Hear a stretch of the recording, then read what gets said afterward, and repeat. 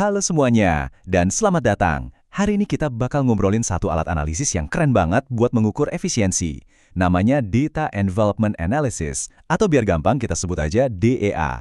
Nah, dengan metode ini, kita bisa loh membandingkan kinerja unit-unit yang kelihatannya beda banget. Misalnya rumah sakit besar sama klinik kecil, tapi dengan cara yang objektif. Oke, biar kebayang kita mulai dari satu pertanyaan simpel. Coba bayangin, gimana caranya Anda membandingkan efisiensi secara adil? Di satu sisi, ada sekolah kecil yang sumber dayanya terbatas. Di sisi lain, ada universitas raksasa yang anggaran dan stafnya berkali-kali lipat. Keduanya sama-sama punya banyak input, kayak guru, dana, fasilitas, dan juga banyak output, kayak jumlah lulusan atau publikasi riset. Nah, gimana cara bandinginnya? Apal dengan apal? Ini dia tantangan yang akan kita coba jawab bareng-bareng. Untuk menjawab itu, ini dia peta perjalanan kita hari ini. Kita mulai dari konsep dasar efisiensi itu sendiri, terus kita akan coba bayangin konsep kunci yang namanya batas efisiensi, baru setelah itu kita kenalan sama alatnya, yaitu DEA. Kita juga akan lihat model-model DEA yang bisa kita pilih, dan terakhir kita intip di mana sih DEA ini dipakai di dunia nyata. Yuk, kita masuk ke bagian pertama. Sebelum kita bisa ngukur efisiensi, kita harus paham dulu apa sih artinya. Soalnya efisien itu bukan cuma berarti sibuk kerja dari pagi sampai malam loh. Nah, ide modern soal pengukuran efisiensi ini sebenarnya berakar dari pemikiran seorang ekonom bernama M.J. Farrell di tahun 1957. Dia punya gagasan yang cemerlang banget, yaitu efisiensi itu bukan satu hal tunggal, tapi efisiensi itu punya dua komponen yang beda dan sama-sama penting.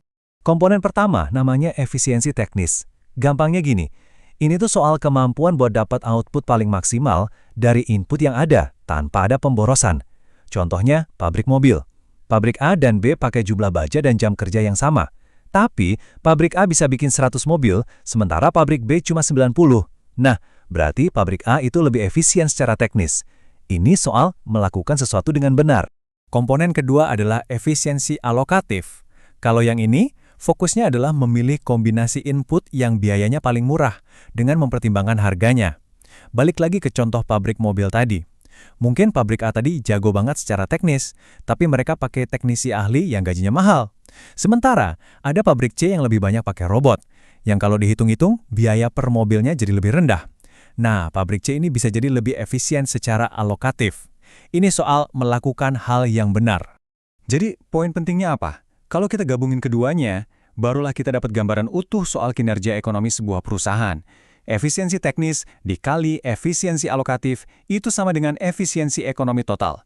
Sebuah perusahaan bisa aja jago banget secara teknis, tapi kalau mereka pakai kombinasi input yang kemahalan, ya ujung-ujungnya mereka nggak efisien secara ekonomi. Oke, sekarang kita udah paham ada dua jenis efisiensi. Terus, gimana cara ngukurnya? Disinilah konsep batas efisiensi atau efisiensi frontier jadi penting banget. Ini ide kunci buat ngertiin DEA. Cara paling gampang buat ngebayanginnya tuh gini, anggap aja kita petakan semua perusahaan di sebuah grafik berdasarkan input dan output mereka. Nah, batas efisiensi itu adalah garis terluar yang seolah-olah membungkus semua titik data itu.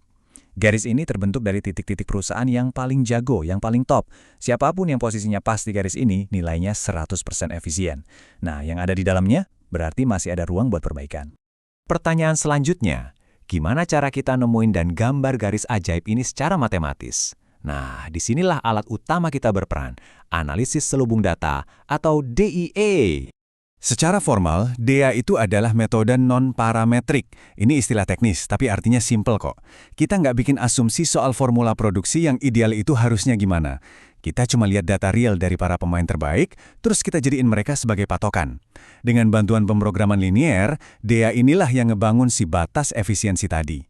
Konsep menyampul atau enveloping itu penting banget.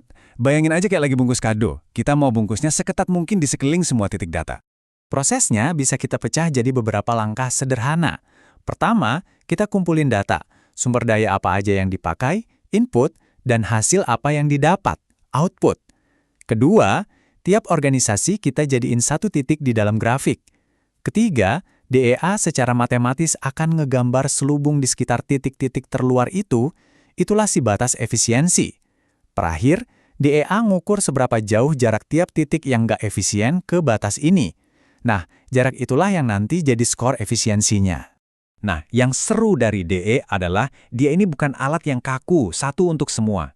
Ada beberapa pilihan penting yang harus kita tentukan sebagai analis, tergantung apa yang mau kita ukur. Mirip kayak milih lensa yang pas buat kamera kita gitu deh. Pilihan besar yang pertama adalah antara skala hasil konstan, CRS, dan variabel, VRS. Model CRS itu asumsinya lurus-lurus saja. Kalau inputnya kamu gandain, outputnya juga bakal jadi 2 kali lipat. Ini cocok buat bandingin unit yang mirip-mirip, misalnya 2 cabang bank yang ukurannya sama.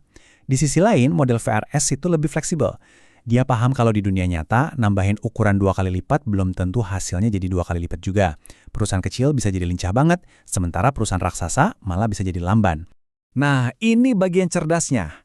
Dengan ngebandingin hasil dari 2 model tadi, kita bisa ngukur yang namanya efisiensi skala. Kalau skor efisiensi teknis sebuah perusahaan di bawah model VRS yang fleksibel itu lebih tinggi dari skornya di bawah model CRS yang kaku, itu artinya ada masalah sama ukurannya. Perbedaan skornya itu ngasih tahu kita seberapa besar sih inefisiensi yang disebabkan oleh skala, entah karena dia terlalu kecil atau malah kegedean. Pilihan penting lainnya adalah soal orientasi. Kita mau fokus ke input atau output. Model yang orientasinya ke input itu bertanya, bisa nggak ya kita dapat hasil yang sama tapi dengan sumber daya yang lebih sedikit? Ini pas banget buat layanan publik kayak sekolah, di mana anggaran input itu biasanya lebih bisa dikontrol.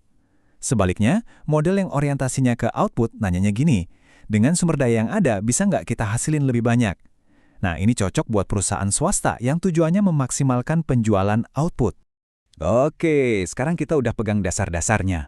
Yuk kita lihat gimana daya ini bisa dipakai untuk menjawab pertanyaan-pertanyaan yang lebih kompleks soal kinerja.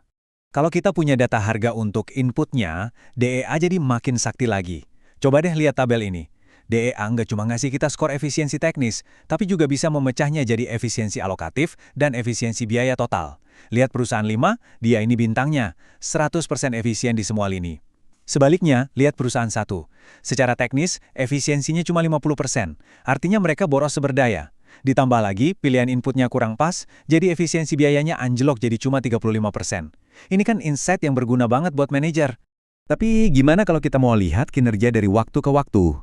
Nah, untuk itu ada aplikasi DEA yang lebih canggih, namanya Indeks Malmquist. Indeks ini bisa melacak perubahan produktivitas dan, yang paling keren, dia bisa memecah perubahan itu jadi 2 hal. Pertama, apakah seluruh industrinya jadi lebih baik karena ada inovasi? Dalam hal ini, si batas efisiensinya geser keluar. Atau, yang kedua, apakah sebuah perusahaan cuma berhasil ngejar para pemimpinnya, jadi dia makin dekat ke batas yang udah ada? Ini penting banget buat bedain mana kemajuan industri, mana perbaikan internal. Mungkin kelihatannya rumit ya, tapi intinya gini, analisis kayak gini tuh butuh komputasi yang berat banget. Menghitung indeks Malmquist untuk 20 perusahaan selama 10 tahun aja, itu butuh nyelesain sekitar 560 masalah optimasi yang kompleks. Ini nunjukin betapa kuatnya DIE. Dia bisa menyaring data yang bejibun untuk ngasih kita insight yang jernih soal perubahan produktivitas.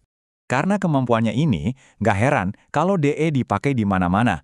Mulai dari maskapai penerbangan yang bandingin efisiensi rute, bank yang analisis kinerja cabang-cabangnya, sampai rumah sakit dan sekolah yang berusaha memaksimalkan layanan mereka dengan anggaran yang terbatas. Fleksibilitasnya ini jadi salah satu kekuatan terbesarnya. Jadi, kalau ada satu hal yang perlu diingat dari semua ini, inilah dia. Keindahan dia itu ada di pendekatannya yang berbasis bukti. Dia nggak mendikte, kamu harusnya kerja kayak gini. Enggak. Sebaliknya, dia cuma melihat data nyata dari para pemain terbaik, terus bilang, ini loh yang terbukti mungkin untuk dicapai. Ini cara yang objektif banget buat nentuin patokan dan nyari peluang untuk jadi lebih baik lagi. Sebagai penutup, saya mau ninggalin Anda dengan satu pertanyaan. Sekarang setelah Anda paham cara kerja DEA, coba dipikirin. Di industri Anda, di tempat kerja Anda, atau mungkin di proyek pribadi Anda. Kira-kira inefisiensi tersembunyi apa ya yang bisa diungkap oleh alat canggih ini? Terima kasih sudah menyimak.